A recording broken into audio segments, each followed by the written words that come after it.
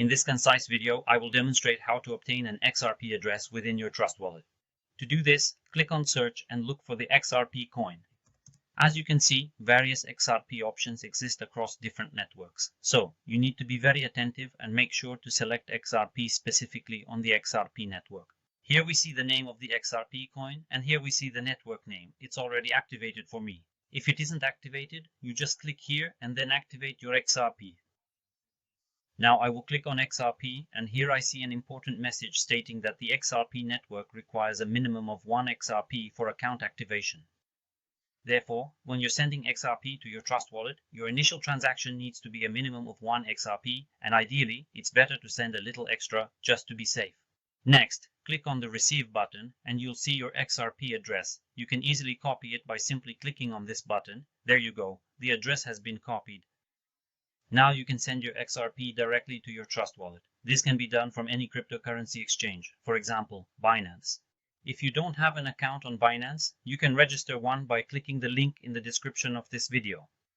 I'll navigate to the Assets menu, specifically to the Spot wallet. I have some XRP holdings there.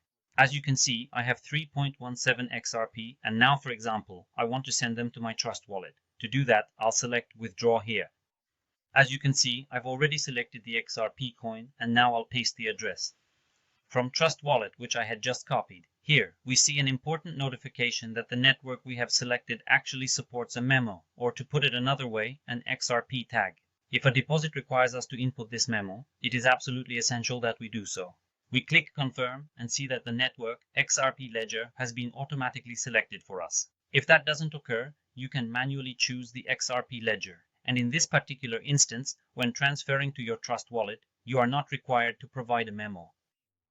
As you can see, when we clicked on Receive, we only saw the wallet address and no memo. Therefore, it is not necessary to specify it when withdrawing from the exchange. Next, I specify the exact amount that I wish to transfer. As we can see, the minimum amount of XRP you can send on this exchange is 2. I'll send all of it. Also, please bear in mind that there is a network fee of 0.20 XRP, meaning I'll receive a reduced amount of XRP. Now, I'll proceed to click Withdraw. Next, I see another warning that the network supports the use of a memo or a tag. However, as I previously stated, there is no need to input a memo when withdrawing to Trust wallet, so we can simply proceed by clicking Confirm. Then, we confirm our transaction details, including the XRP address we're sending to. Let's cross-reference it with our Trust wallet one more time. Looks like everything is correct. Next, confirm the network is the XRP ledger. Double-check the amount you're withdrawing and the final amount you'll receive after the fee is applied. Then, simply click Continue. We'll proceed with the standard security procedures, and after a short time, your XRP will be sent to your Trust wallet. After that, 1 XRP will be locked in your account. You won't be able to withdraw it.